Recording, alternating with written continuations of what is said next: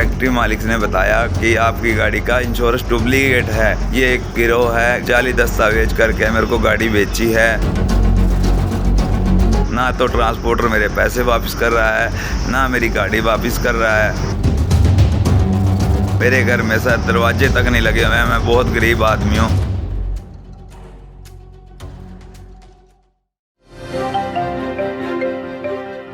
दोस्तों, अक्सर खास करके ट्रांसपोर्ट के कारोबार में जब फेल हो जाता है कोई, तो उसका जो ठीकरा है वो भगवान के ऊपर फोड़ दिया जाता है, या बहुत आसान है कि सिस्टम के ऊपर फोड़ दिया जाता है कि फलां बंदे की गलती थी, मेरी किस्मत खराब थी, इस वजह से मैं इस कारोबार में कामयाब ना हो सका।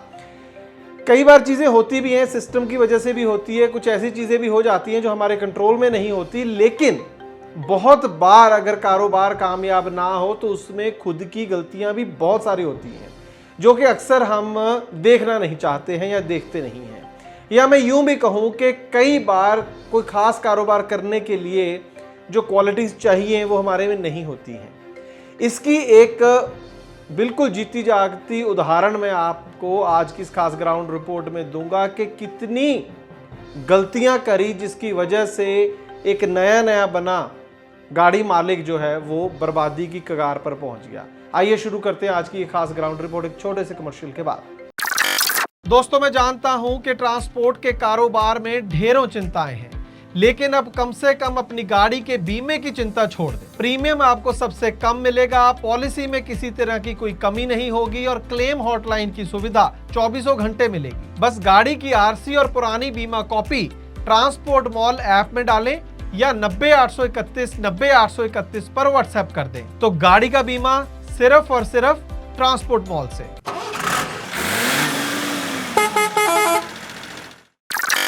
ट्रांसपोर्ट टीवी पर आपका स्वागत है। मैं हूं मनिंदर सिंह और आप देख रहे हैं ग्राउंड रिपोर्ट। दोस्तों, 13 जनवरी 2023 इसी साल की बात है। प्रवीण कुमार है, इन्होंने एक ट्रक खरीदा, 2012 मॉडल 1109 टाटा, नंबर आपकी स्क्रीन पर है। ये ट्रक इन्होंने पंजाब के समनप्रीत सिंह पिलखानी जगह है डिस्ट्रिक्ट पटियाला में, वहाँ से इन्होंने ये गाड़ी खरीदी। खुद प्रवीण कुमार यमुनानगर हरियाणा के रहने वाले हैं। इस गाड़ी की डील 3,65,000 रुपये में हुई और 95,000 रुपये एडवांस दे दिया, बाकी की पेमेंट अभी करनी थी। ये किस तारीख की बात है? 13 तारीख की। और 14 तारीख को ही इस गाड़ी को एक लोड मिल जाता है। यमुनानगर से पटौदी जाना था, पटौदी रोड गुरुगांव जाना था, गुरुग्राम। 10,000 रुपये भाड़ा था, कोई एडवांस नहीं लिया, नंबर 1। उसके बाद जो इसके अंदर मटेरियल था वो कोई लाइनर शीट थी जिसकी वैल्यू लगभग 5.5 लाख रुपए के करीब थी। 13 तारीख को गाड़ी खरीदी, पोजेशन ले लिया होगा। 14 तारीख को गाड़ी लोड पर भेज दी, काम पर भेज दी, बिना कोई एडवांस लिए। 10,000 रुपये का एडवांस जैसे मैंने बताया। उसके ऊपर ये खुद गाड़ी नहीं चलाते थे प्रवीण, और इन्होंने ड्राइवर रखा उस्मान, और 15 तारीख को ही उसने इस गाड़ी का एक्सीडेंट कर दिया। इसके अंदर उस टाइम माल था, आप देख सकते हैं फोटोग्राफ्स में। रोड बहुत छोटी है और दूसरी साइड से कोई ट्रैक्टर ट्रॉली आ गई, जिस वजह से ये कंट्रोल नहीं कर पाया ड्राइवर और गाड़ी स्लिप करके पलट जाती है। गाड़ी का तो नुकसान होता है, साथ में माल का भी नुकसान हो जाता है, माल भी वहाँ पर ढेर हो जाता है। उसके बाद वहाँ पर एक क्रेन मंगाई जाती है जिसका 15,000 रुपये उसके ऊपर खर्चा हो जाता है। वो माल को उठा के गाड़ी में भरती है और गाड़ी को खड़ी करती है, और 15,000 रुपये वो क्रेन पर खर्चा आ जाता है। अब इसके बाद आप देखिए कारनामा।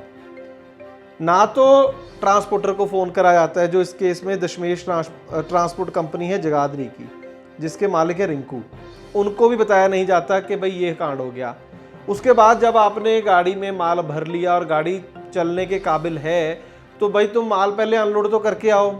ड्राइवर अनलोड नहीं करता है, शायद डर जाता है। वो कहता है गाड़ी वापस गाड़ी मालिक के यहाँ पर ले जाता है समेत माल के। आप सुनते जाइए, गलतियाँ बाद में हम इकट्ठी गिन लेंगे। इसके बाद जब ट्रांसपोर्टर को पता चलता है कि माल क्यों नहीं पहुंचा, फ़ोन आता है तो बताते हैं कि माल तो यहाँ पर खड़ा है। वो घर पे आता है या इनसे बात करता है, वो बड़े प्यार से इनको कन्विंस करा देता है एक बात कि चिंता मत करो, टेंशन वाली बात ही कोई नहीं है, माल का पूरा इंश्योरेंस हो रखा है, तुम्हारी गाड़ी का भी इंश्योरेंस होगा, तो डरने वाली क्या बात है, तुम माल वहाँ पर लेके जाओ और पलटी करो, अपना भाड़ा ले लो, बात खत्म।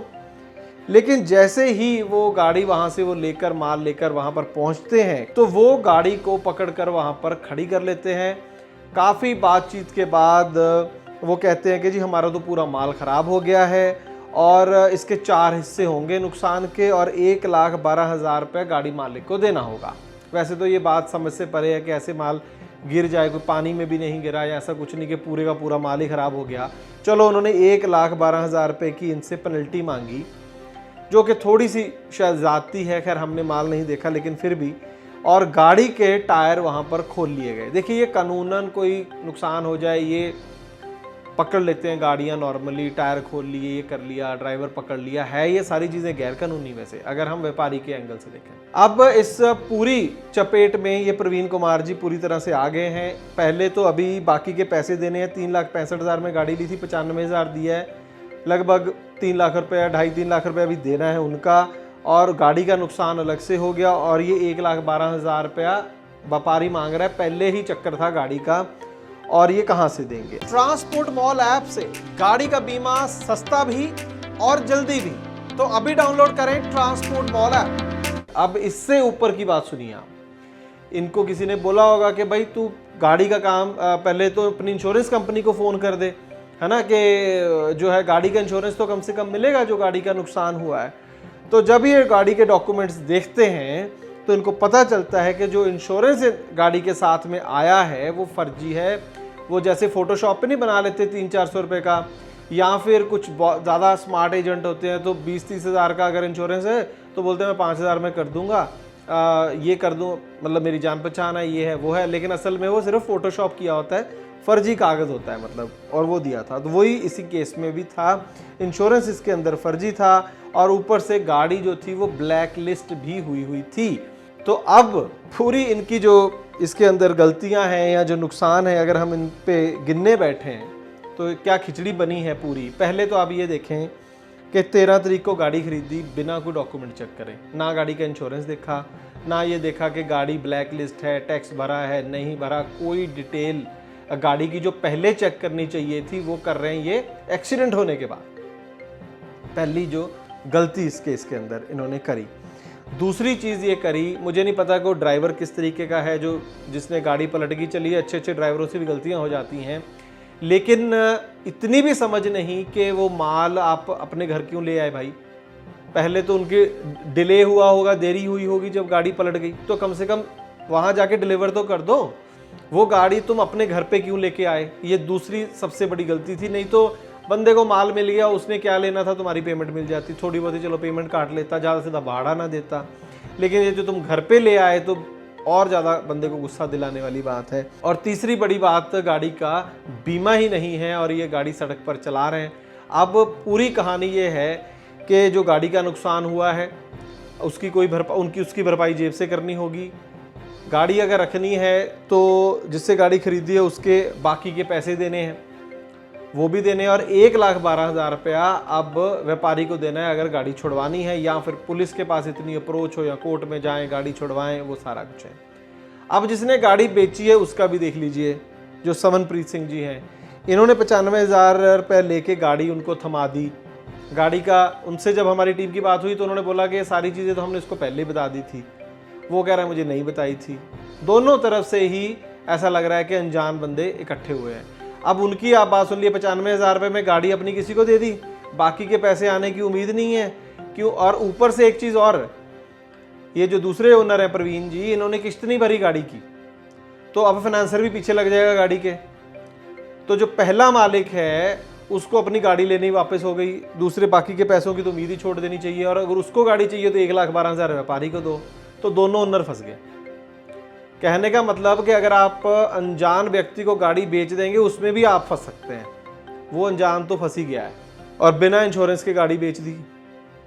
मतलब गलतियां गिनने बैठेंगे तो बहुत। और तीसरी चीज़ जो मैं कहना चाहता हूँ कि ये जो ट्रेंड है हमारे कंट्री में, ये ख़त्म होना चाहिए कि किसी की गाड़ी पकड़ ली, उसके टायर उतार लिए। ये क्या तरीका है, क्या कौन सा इसमें कानून है, आप कैसे कर सकते हैं। और वैसे ही हमारी पुलिस है, वैसे ही हमारा तंत्र है कि जो कि व्यापारी को कुछ नहीं कहता, कैसे तुमने भाई अपनी गाड़ी पकड़ ली। कानूनी प्रक्रिया है जो वो पूरी करो अपनी। तो कुल मिलाकर यही है कि जिसकी लाठी उसकी भैंस, और इसमें लाठी व्यापारी के पास ही अक्सर रहती है हमारे व्यापार में, तो गाड़ी भी उसकी है, भैंस भी उसकी है। तो कुल मिलाकर ये जो ग्राउंड रिपोर्ट आप तक लाने का मकसद मेरा ये था। मेरी प्रवीण जी के साथ, समनप्रीत जी के साथ बड़ी दिल से हमदर्दी है। मैं उम्मीद करूँगा कि ये मामला सुलझा लिया जाए, किसी तजर्बेकार से आने बंदे को साथ में ले जाकर दोनों ओनर चले जाएं, व्यापारी के यहाँ पर रिक्वेस्ट कर लें कि जो जेन्युइन थोड़ा बहुत बनता है वो ले लो और गाड़ी को वहाँ से छोड़ दो, और उसके बाद प्रवीण कुमार डिसाइड कर ले कि बाकी की पेमेंट देकर अगर वो गाड़ी रखना चाहता है, नहीं तो समनप्रीत को गाड़ी वापस कर दे।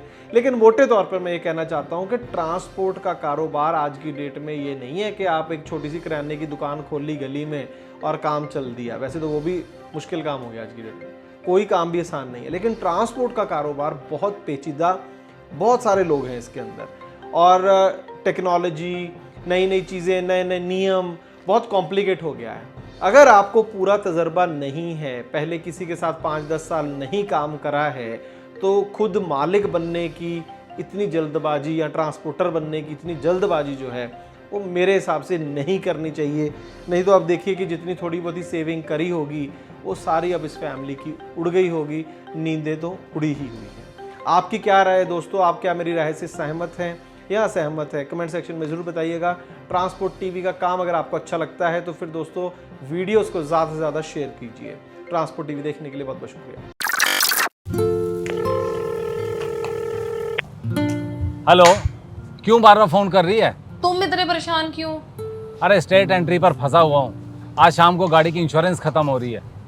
कल छुट्टी है, कोई एजेंट फोन नहीं उठा रहा। दिमाग खराब हो रखा है मेरा। रोज ट्रांसपोर्ट टीवी देखते हो ना, ट्रांसपोर्ट मॉल ऐप से ले लो। अरे हाँ, ट्रांसपोर्ट मॉल, पर क्या वो छुट्टी वाले दिन बीमा देते हैं? ट्रांसपोर्ट मॉल वाले छुट्टी वाले दिन भी पॉलिसी देते हैं। बस आरसी और पॉलिसी की फोटो उनकी ऐप पर अपलोड करनी है। अभी मैं पता करता हूँ ट्रांसपोर्ट मॉल से। आप तो बस घर आओ, मैंने कोटेशन मंगवा भी ली है, वो भी सस्ते दाम पर। और पॉलिसी कैसे मिलेगी? पेमेंट करने के आधे घंटे में पॉलिसी तुम्हारे मोबाइल पर आ जाएगी। अच्छा, मेरी स्मार्ट बीवी, तो चल पेमेंट भी कर दे। कर दे नहीं, गूगल पे कर भी दिया। तूने मेरी बहुत बड़ी परेशानी हल कर दी है। चल मैं अब घर के लिए निकलता हूँ। हाँ आओ तुम, पॉलिसी आ गई है, भेज रही हूँ वो भी। तो दोस्तों आप भी स्मार्ट बनिए, गाड़ी का बीमा सिर्फ और सिर्फ ट्रांसपोर्ट मॉल से।